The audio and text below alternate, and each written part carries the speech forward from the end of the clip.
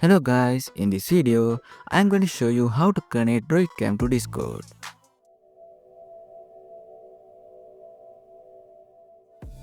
First, I will open DroidCam and connect with my phone. Just install the DroidCam client on your PC and the app on your mobile. Make sure both devices are connected to the same Wi-Fi, then open them and connect. If you don't know how to set up DroidCam with your PC, you can check out my other video for full setup guide. Once DroidCam is connected, open Discord. Go to the settings, then go to the voice and video section. Here, you can choose DroidCam as your microphone if you want.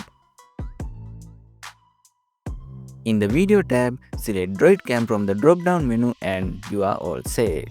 With the new DroidCam client, everything works smoothly without no errors. Try it yourself, and if this video helps you, don't forget to like and subscribe. Thanks for watching.